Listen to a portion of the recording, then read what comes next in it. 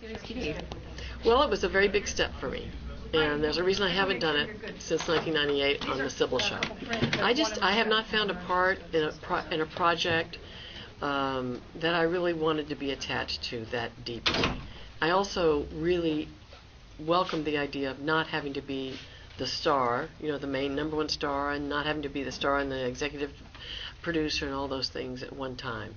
And because when I did the movie with Jennifer, it was just like one of the most fun things, and real and very fulfilling in a dramatic and a comedic way. Because Jennifer knows all these people that are directing, like every director she's worked with since she was 14 years old, except for one this season, Alan Arkish, who she'd never worked with before, and he directed 12 episodes of Moonlighting with me. So that was a very happy reunion. Well, I've been a fan of Moonlighting since, I was watching it live when it aired. So, Yeah. I have to throw in one question about this. Sure. What do you think it was about that show? Because people still refer to Moonlighting as a standard for romance, when things like whether or not you can hook people up. What do you think it was about that show? Well, I remember after I read 50 pages and Glenn Gordon Caron was having a meeting. He hadn't even finished the script, and I walked into him and I said, I know what you've done. You know what you've done here? He said, no, what? I said, you've done a Hawksian comedy, and that's Howard Hawks, the great director, Bringing Up Baby and His Girl Friday, where the dialogue goes very quickly. They do a lot of overlaps. They do a lot of like two shots like we did on Moonlighting. So that was we looked at those films, and we overlapped in the master. We matched that overlap in the coverage. You never get to do that these days. What happens is the sound editor, it's okay to overlap in the master. Once you get to the coverage, they say don't overlap. We'll do it mechanically post. Never comes out the same. But in Moonlighting we did it, and that gave it a very sparkle and a lot of we talked very fast and had brilliant scripts.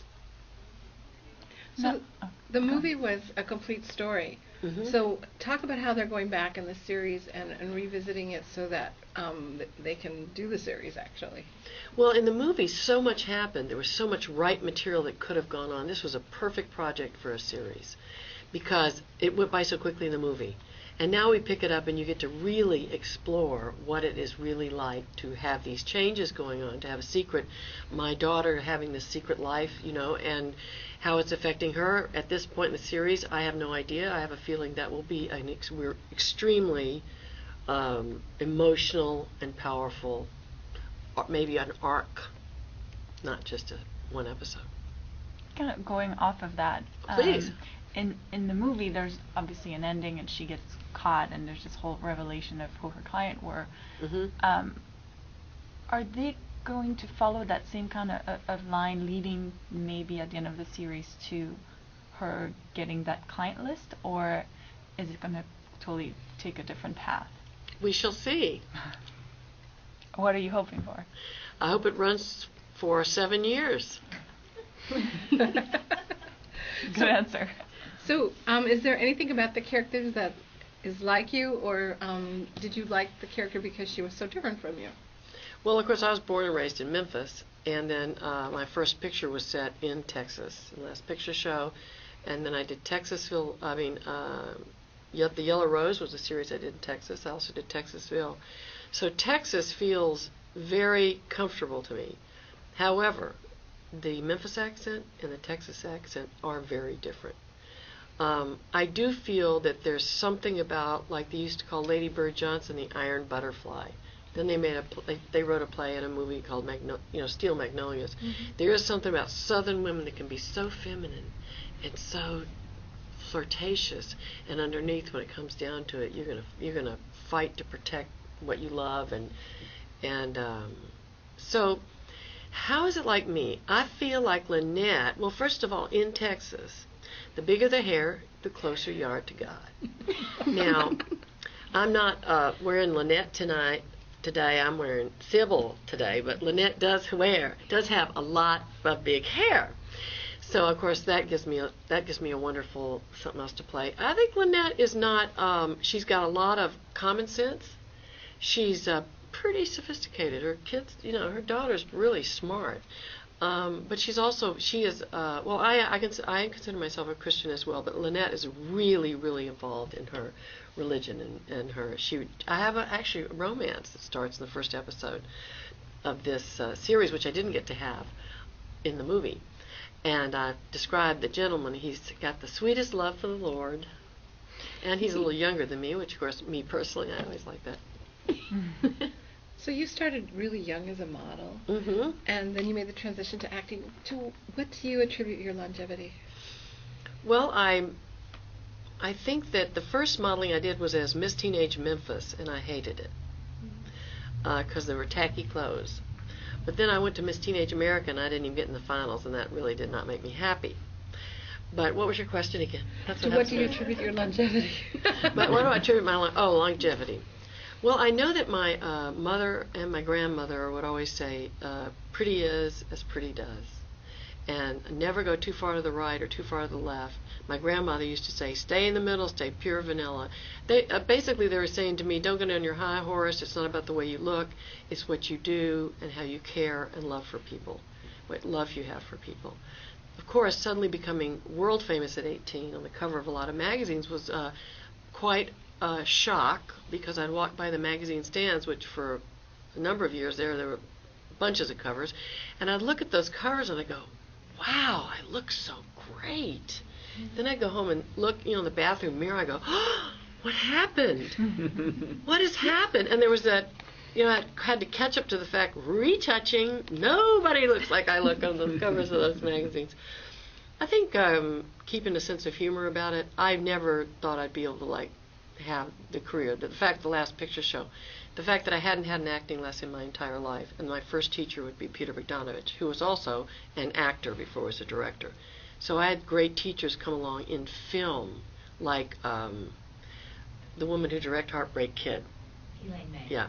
So my first director and first teacher was Peter Bogdanovich. Second was Elaine May, who was brilliant. And I just had a series. I had Scorsese. I had a bunch of wonderful directors, and I got to grow. And then I went away and did theater.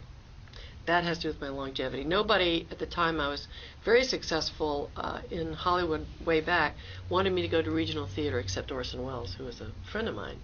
And he said, just don't do theater in New York or L.A., but do it anywhere else you can, because it's going to the audience will teach you what you need to know. That's how I honed my comedic skills and also my confidence. Are you planning on doing any more theater? Yes, I will. I will definitely. I've had a number of offers, but then this happened. Your daughter joined you on the L Word. Any chance she may do an episode of The Client List? Oh, wouldn't that be wonderful? Yes, Clementine Ford is such a beautiful, wonderful person, my daughter, and a wonderful actress. She was on The Young and the Restless for quite a while, and she's great. And wouldn't that be great? Yeah. But she's performing in a play that her little sister wrote called Phantoms Go Down, which it'll be playing in Los Angeles in April for 3 Sundays. Help me find out the name of the theater. We don't know. I know it, but I don't have it. Okay. So that'll be exciting to see a play that my daughter Ariel wrote while she started while she was still at Yale in 2010, and then Clementine will be one of the actors in it, and she auditioned and had to get the part. So Mom's going to be very nervous the night I go to see that, but it's a great play. I've seen it before. When fans come up to you, what do they remember you most for? Because Moonlighting's out on DVD, so people can actually go back and watch it. They can watch every episode. Last Picture Show, Moonlighting, Chances Are is one that very often the fans come up. The Cybill Show, a lot. Now the Cybill. That's okay. You can call me Cybill Shepherd. I've had people do that. I don't mind that. Somebody mistook me for Meryl Streep a couple of times, and I thought, well, that's great. And they said you were great in The Devil Wears Prada, and I went, wow, yeah, I was actually. A lady once chased me down the street saying, "You're Meryl, I love you," and I'm going. I duck into a store, and a friend of mine standing out there, and he turns to her and says, "That's not Meryl, that's Cybill Shepherd." And she went, "Oh, I love her too."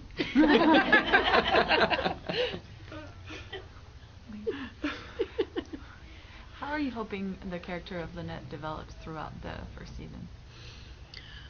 There's going to be Lynette doesn't she doesn't sit around. She's really about having a man in her life. She doesn't believe that God meant for women to be on their own. So there's going to be, I hope, a lot of men. Some of them may turn out okay. And, well, I can't give it away how the first one turns out. So there's going to be a lot of her own love interests.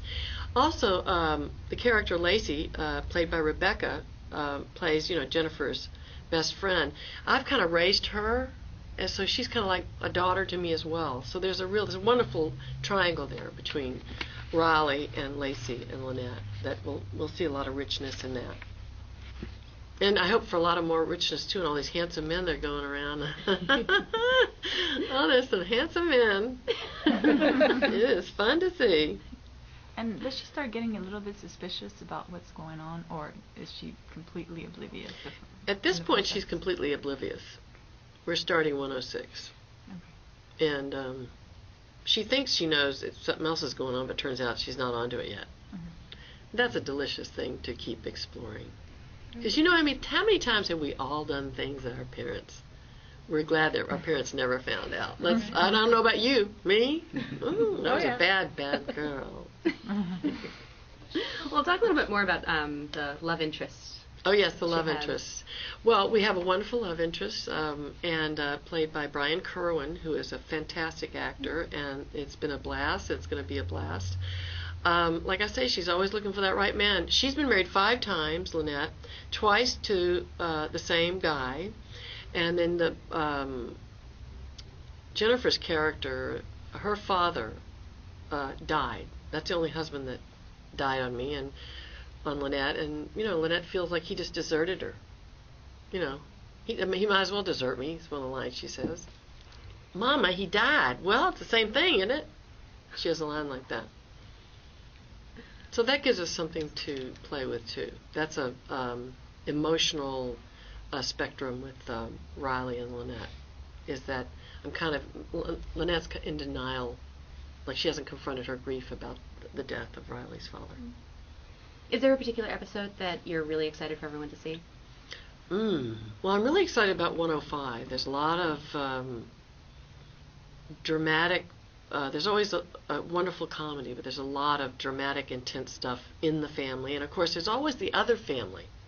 Because the family at the Rub, that's another family. Those women love each other, and they all have families that, all people can relate to. So it's a very interesting 2-family thing that's going on.